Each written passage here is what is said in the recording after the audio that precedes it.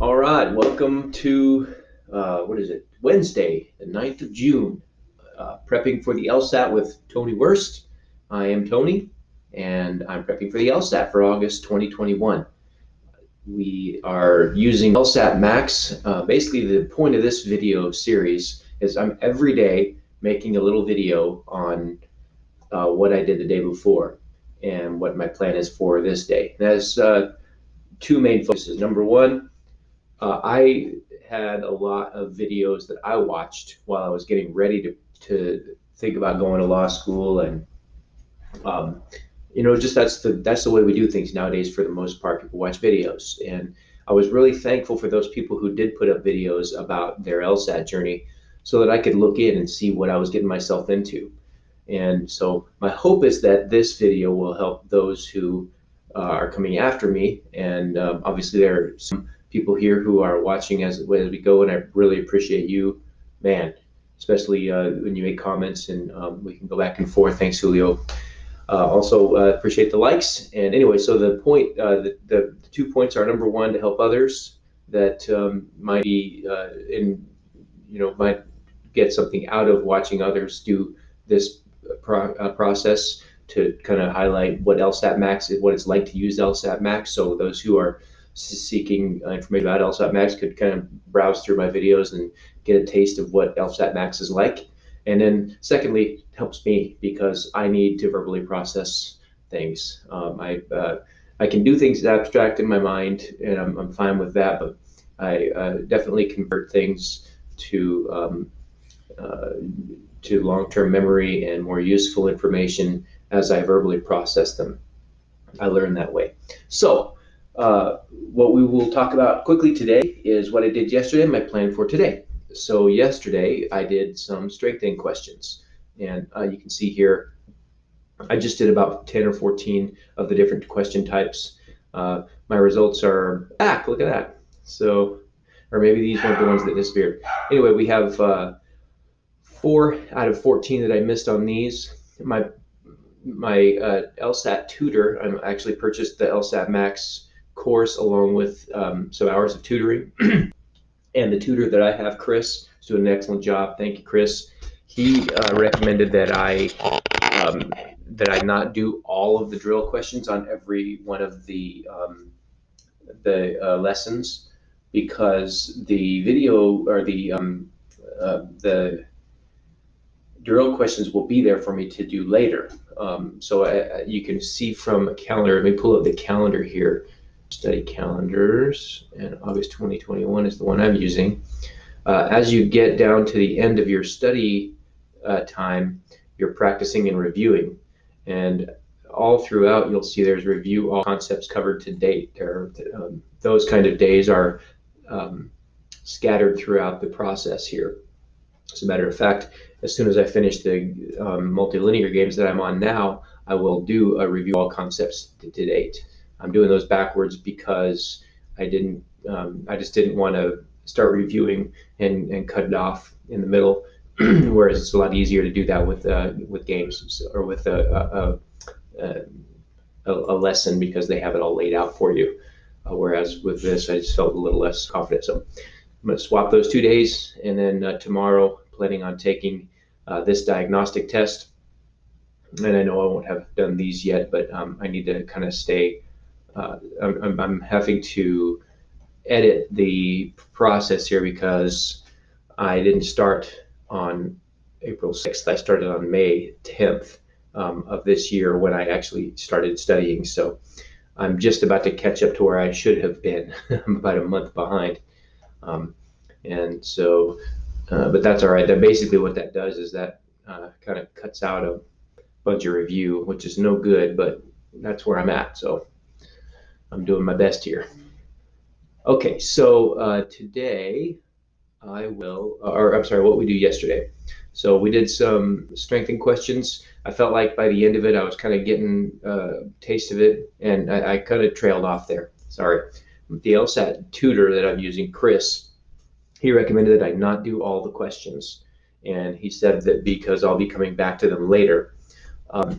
So he's recommending that I do enough to where I feel confident with that type of question. So I did that there, moved on when I started feeling like, okay, I'm kind of getting this.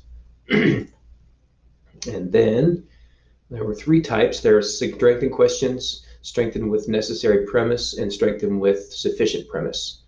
And so here's the necessary premise ones, kind of about similar results here for a 10 out of 14. And felt like I was getting it by the end. And then this one was, I felt a little easier, so I only missed 1 out of 10. I felt I was confident enough to move on from that one. And again, I'll come back to these, as I find that I need to. But if I don't need to, if I can get 98 out of, or 90%, 9 out of 10, that might not be an area that is a good use of my time. Maybe I ought to be focusing on areas where I really need to focus, which mainly is speed. Some of these questions that I did, just in order to get them right, sometimes I would literally not answer them right away, come back to it. I'm trying to find one of them that was particularly difficult. Let me see if I'm going to look through one thing here. If it wasn't in the necessary premise one, then I will not bother to. Let's see, I think we might be getting close here. It's about space and things. And that one I spent a lot of time on. And some of them I didn't get it right away, so I would take a minute and I would say, okay, I really want to get this. And if I just couldn't come up with that, okay, I'm very confident about this answer choice, then I actually would step away for a couple of minutes and come back. And I know that's not reproducing test conditions, but first I need to develop the ability to do the questions accurately. And so that's what I'm working on now. Make sure I get the concepts down. And as I get the concepts, then I'm going to start adding speed. My tutor is pushing me to get a little more speed going because my diagnostic tests are not good. I don't have an eternity to get this done. I've got just a little over 2 months now, so before the test time. And so I need to really start developing that speed, which is going to be hard for me because I feel like I'm just at the edge of my ability doing these slowly. So I want that accuracy, but I want it fast. I want it to be able to produce that accuracy with some speed as well.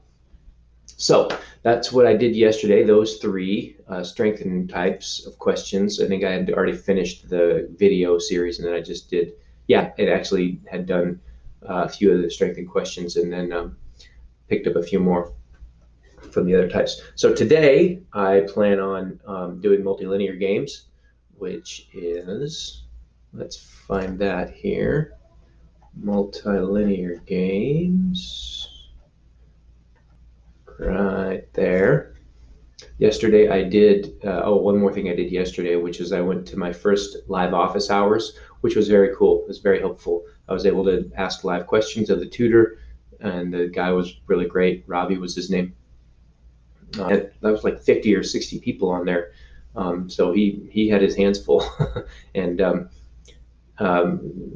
he allowed it, and we were just kind of popping out questions, but most everybody was pretty professional about it. So it didn't, even though it was kind of like out of left field, this question would come in a moment of silence. The instructor took the question and addressed it, and then got back to his point. So I was, good job, Robbie. So that was helpful. I got two good things out of it with games. One was a strategy on how to diagram, and it was basically relative to sufficient and necessary type of symbolic logic versus sequencing game type of symbolic logic. He made a choice to convert one of the rules into sequencing type symbolic logic, whereas when I had the rules myself, I had turned it into sufficient and necessary with the, if this arrow, then that. And it was a two-parter. So it was a if A, then B and C. and it was if A, then not B and not C. But what he chose to do was do if A over here and then not B and not C here. Let me see if I have that written down somewhere. Oh, yeah, this is it. So see if I know this is so small, but that's the thing that Y with the kind of open jaw connection to G and O. So that was the thing that he did, and I was like, hey, wait, why did you? I mean, I saw clearly that was a better way to do it, but I was like, how did you make that decision on which kind of symbolic logic to go with? And he said that if you doing games, you generally want to do the type of symbolic logic that I just showed you, and if you're doing um, logical reasoning, then you want to use the sufficient and necessary type. And so that was one thing. And the other thing was, he said, when you're going through the games, do the if questions first. So the question starts out, if this, then that. I don't know if I'll have any examples, but he went through and he did those first. And he explained that this can be a good aid for timing because those questions tend to be, I guess, easier. Maybe that's what his idea was, that those questions are easier because he said it builds confidence.